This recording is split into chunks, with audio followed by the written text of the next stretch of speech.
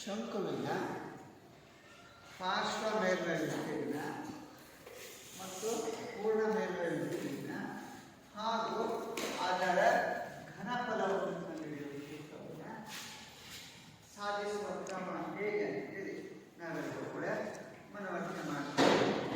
ಬಹುತೇಕ ನೀವೆಲ್ಲರೂ ಕೂಡ ಹೇಳ್ತೀರ ಶಂಕು ಅಂದ ತಕ್ಷಣ ಹೇಗಿರುತ್ತೆ ಶಂಕು ಅಂದಾಗ ಹೇಳ್ತೀರ ಸರ ಕೋನೆ ಬೆಳೆಯುತ್ತೆ ಅವೆಲ್ಲ ಕೋನೆ ಸೇಮು ಒಳ್ಳೆಯ ಕ್ಯಾಪು ಯಾವ್ದು ಎಕ್ಸಾಂಪಲ್ ಹೇಳ್ತೀರಾ ಹಾಂ ಅಲ್ವಾ ಈ ರೀತಿ ಇರುತ್ತೆ ಅಂತ ಹೇಳ್ತಾರೆ. ಮಕ್ಕಳಿಗೆ ದಿಢೀರ್ ಅಂತ ಹೇಳುವ ಸಂಗತಿ ಅಂದರೆ ಕೋನೆ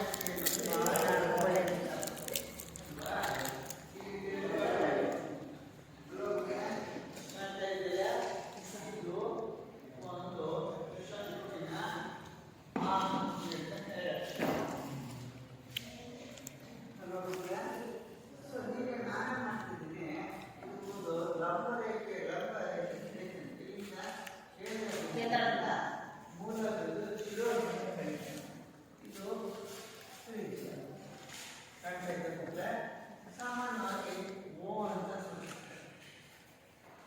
ಪ್ರತಿ ಸರ್ತಿ ಹೇಳುವಾಗ ಬಿಡ್ತಾ ಇರ್ತೀವಿ. ಈ ರೀತಿ ತೋರಿಸ್ತಾ ಇದ್ದೇನೆ ಈ ರೀತಿ ಹೇಳ್ತೀವಿ ಅಲ್ವಾ. ಸೊ ಇದನ್ನ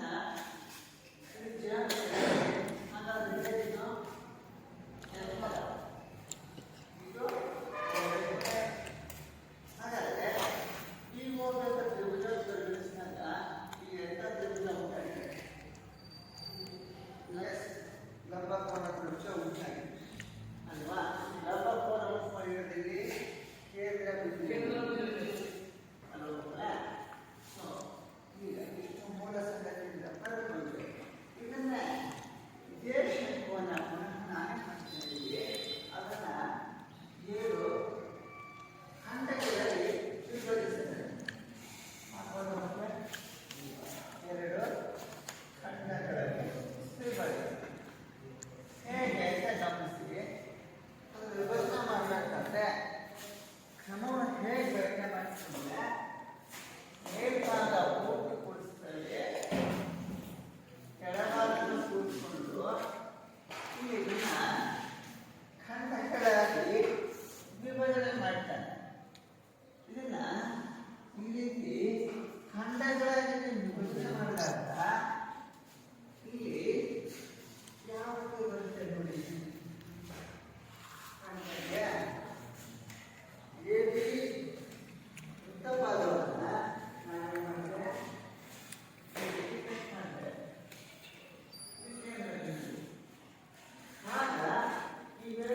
आगे कैमरा तक चलिए लीन घूमेंगे यावाग आगे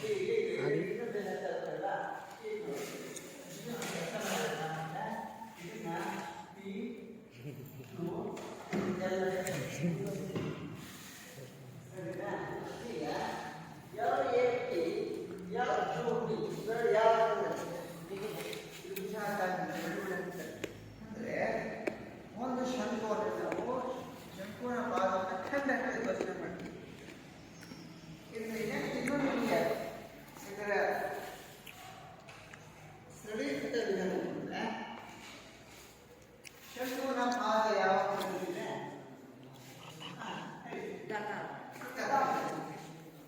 ಹಾಗ ಹೇಗೆ ಪಾದವನ್ನು 7 ಖಂಡ ಮಾಡಿದ್ವು ಸಂಪೂರ್ಣ ವೃತ್ತವನ್ನ ಖಂಡಗಳಲ್ಲಿ ವಿಭಜನೆ ಮಾಡೋಣ. ಹೇಗೆ ವಿಭಜನೆ ಮಾಡಿದ ವಿಭಜನೆ ಮಾಡಿದಾಗ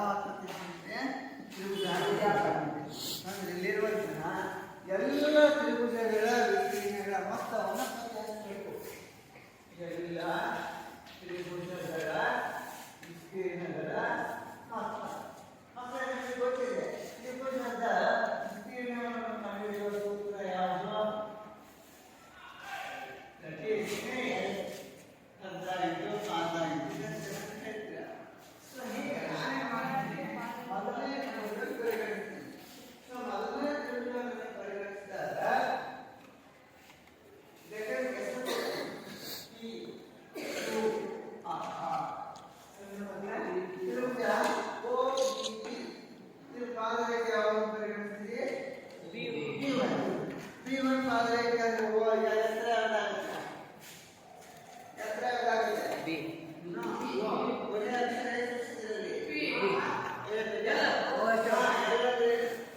ಒಂದೇ ಅಕ್ಷರ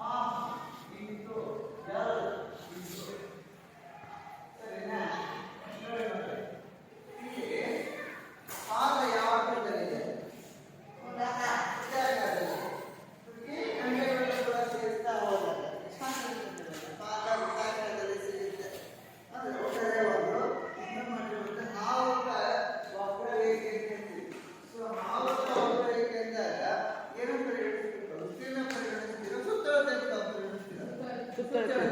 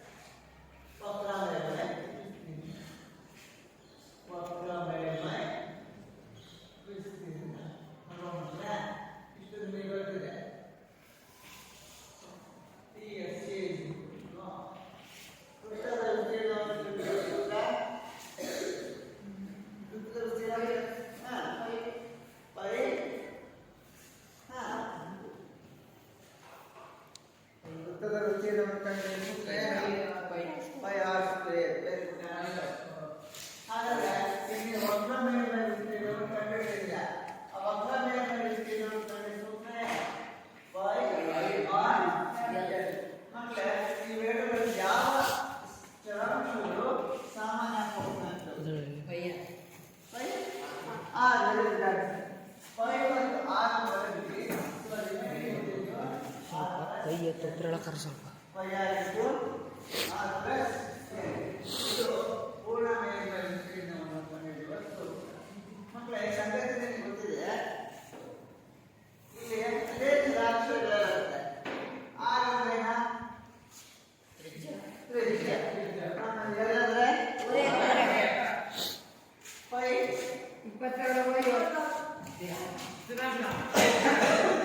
22/50. ಪೈ ಏನಾದರೂ ಪೈನ ಬೆಲೆ ನಿರೂಪಿಸಿದ ಗಣಿತ ತಜ್ಞ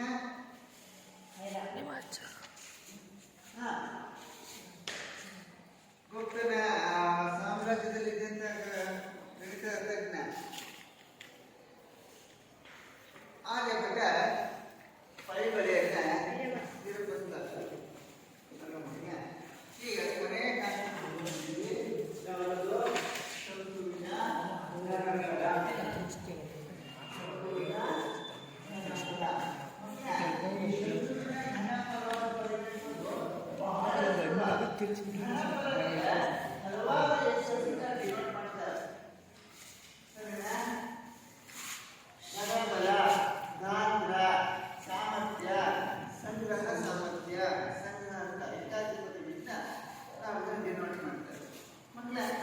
ಈಗ ನೀವು ಶಂಕು ಮತ್ತು ಸಿಲಿಂಡರ್ ಎರಡನ್ನು ನೋಡ್ತೀರಾ.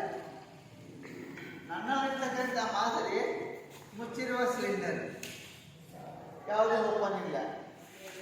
ಇದು ಶಂಕು, ಈ ರೀತಿ ಇಟ್ಕೊಳ್ತಾನೆ.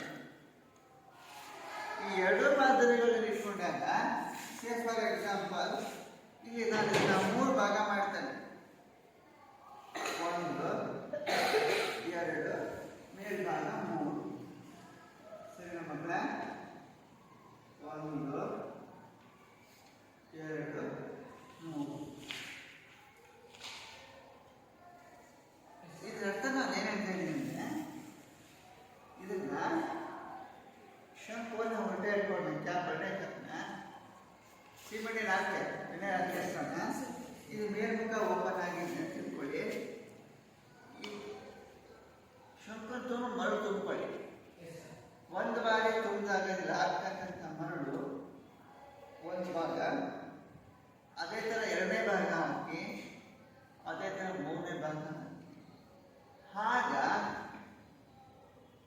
3 ಸಾರಿ ಹಾಕಿದಾಗ ಈ ಕಂಟೈನರ್ ತುಂಬುತ್ತೆ ಸಿಲಿಂಡರ್. ಅಂದರೆ 3 ಬಾರಿ ಹಾಕಿದಾಗ ತುಂಬಿತು ಅಂದಾಗ ಸಿಲಿಂಡರ್ನ ಘನಫಲ ಎಷ್ಟು ಪಟ್ಟು ಶಂಕುವಿನ ಘನಫಲ ಆಗಿರುತ್ತೆ? 3 ಪಟ್ಟು ಅಲ್ಲ, ನಿಮ್ಗೆ 3ನೇ 1 ಆಗಿದೆ. ಅಂದರೆ 1/3 ಸಿಲಿಂಡರ್ನ ಘನಫಲ.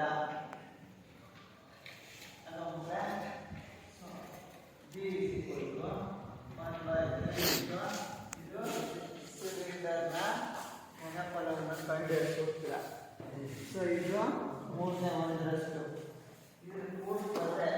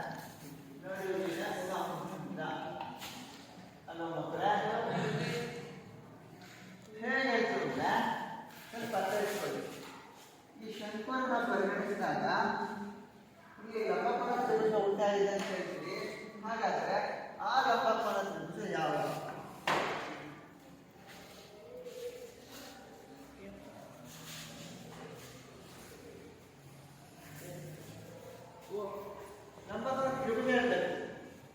B B B O B O B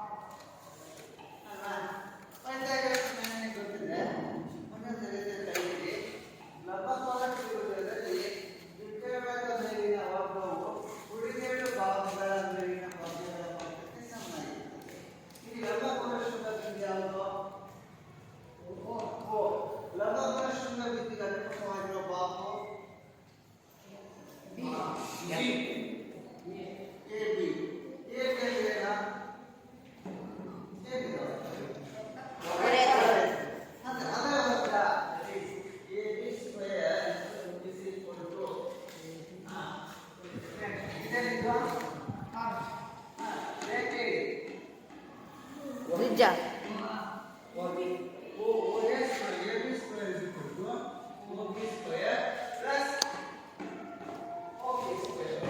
ಕೂತ ಸೀಟ್ ತಗೊಂಡು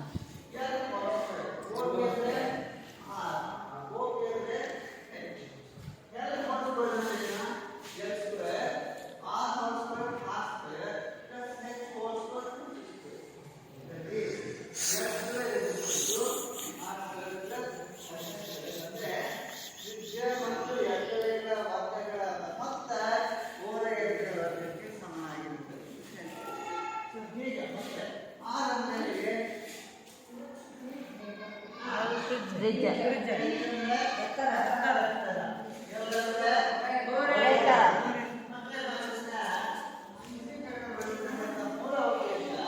ಕೆಲವೊಂದು ಸಮಸ್ಯೆಗಳು ಇದ್ದಾಗ ಆ ಸಮಸ್ಯೆಗಳಲ್ಲಿ ಎತ್ತರ ಮತ್ತು ಊರ್ಜಾ ಕೊಟ್ಟಾಗ ಇದು ಓರೈತರ ಕಂಡಿಡಬೇಕು, ವಿಸ್ತೀರ್ಣ ಕಂಡಿಡಿಯಕ್ಕೆ ವಿಸ್ತೀರ್ಣ ಕಂಡಿಡಿಯುತ್ತದೆ. ಅವಾಗ ಈ ಸೂತ್ರವನ್ನು ಬಳಕೆ ಮಾಡಿ ಟೋಟಲಿ ನಿಮಗೆ ಕ್ವಶನ್ ಅಂತ ಹೇಳಿ 4 ಆಪ್ಷನ್ಸ್ ಬರುತ್ತೆ.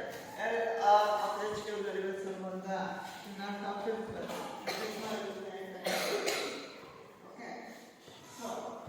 ಈಗ ಇದನ್ನ ಸೂತ್ರ ಆಧರಿಸಿ ಒಂದು ಸಮಸ್ಯೆಗಳನ್ನ ಬಿಡಿಸುವಂತ ಸಹಾಯ ಇದು ನಿಮಗೆ ಒಂದು ಆರ್ಥಿಕ ರೇಖಾಚಿತ್ರ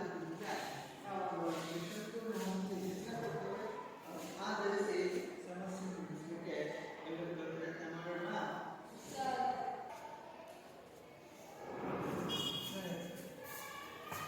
ಎಲ್ಲ ಬೋರ್ಡ್ ಇದೆಯಲ್ಲ ಹ್ಞೂ ಸರ್.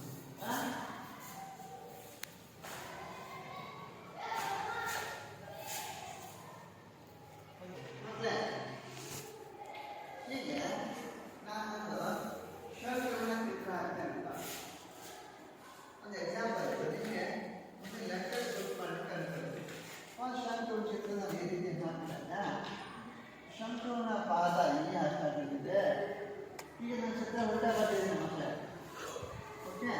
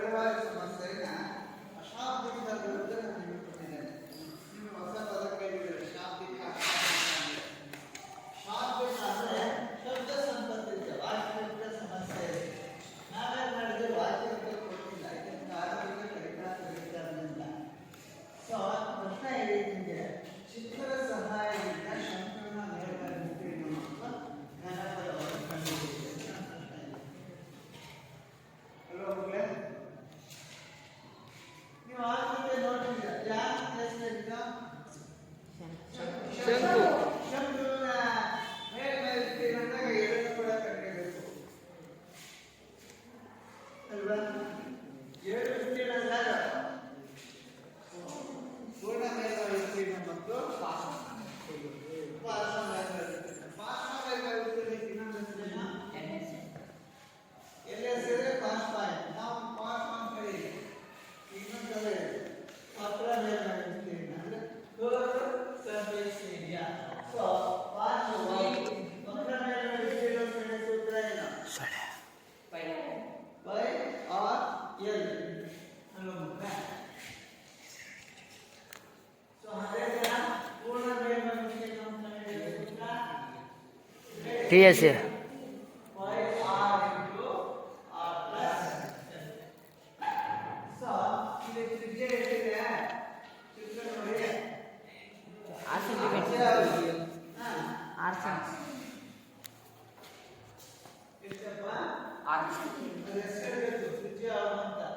4 ತ್ರಿಜ್ಯ 6 ಸೆಂಟಿಮೀಟರ್ ಇದೆ. ಅಲ್ವಾ? ಸೊ ತ್ರಿಜ್ಯ y ಬಂದ್ರೆ 22 ತ್ರಿಜ್ಯ 6 ಸೆಂಟಿಮೀಟರ್. ಓರೆ ಎತ್ತರ 10 ಸೆಂಟಿಮೀಟರ್. ಮಕ್ಕಳ ಕೆಲಸ ಮಾಡಿ ತ್ರಿಜ್ಯ ಅಲ್ವಾ? ಓರೆ ಎತ್ತರ 10 ಸೆಂಟಿಮೀಟರ್. ಸೊ ನೀವು ಓರೆ ಗುಣಾಕಾರ ಮಾಡಿದ್ರೆ 7 ಕ್ಯಾನ್ಸಲ್ ಆಯ್ತು ಅಲ್ವಾ? ಈ ಗುಣಾಕಾರ ಮಾಡಿ 22 ಗುಣಿಸಿ 22 ಮತ್ತೆ 220 ಮಾದೇ ಅವನಿಗೆ ಬರುತ್ತೆ.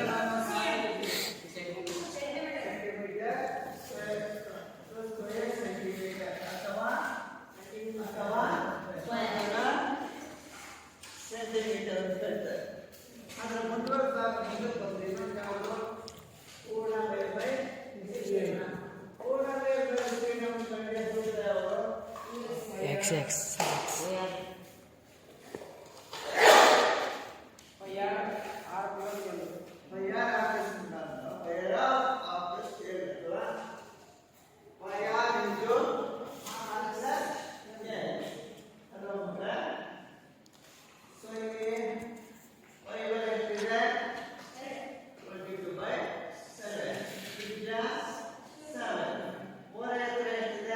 ಹತ್ತು ಸೆಂಟಿಮೀಟರ್. ಈಗ ಆವರಣವನ್ನು ವಿಸರ್ಜನೆ ಮಾಡಿ 7 + 4 ಎಷ್ಟು ಬರುತ್ತೆ? 7 ಗುಣಾಕಾರ ಮಾಡಿ 7 7 ಕ್ಯಾನ್ಸಲ್ ಆಯ್ತು ಅಲ್ವಾ ಮಕ್ಕಳೇ? ಸೊ 22 × 1 ಆದಷ್ಟು ಸಂಕ್ಷಿಪ್ತಗೊಳಿಸಿ. 3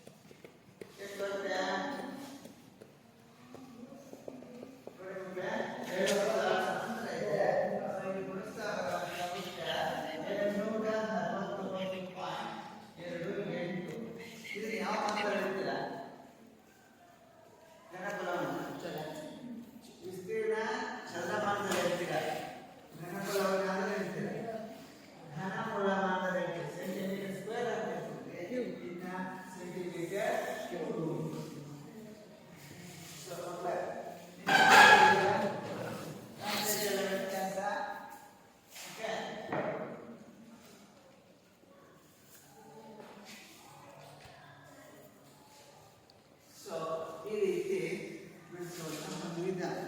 ಸೊ ನಾಳೆ ದಿವಸ ಅಭ್ಯಾಸದಲ್ಲಿರೋ ಸಮಸ್ಯೆಗಳನ್ನು ಬಿಡಿಸಲಿಕ್ಕೆ ನಾವೆಲ್ಲರೂ ಕೂಡ ಸೂಕ್ಷ್ಮ ಅವಲೋಕಿಸಿ ನೀವು ನಾಳೆ ಬರುವಾಗ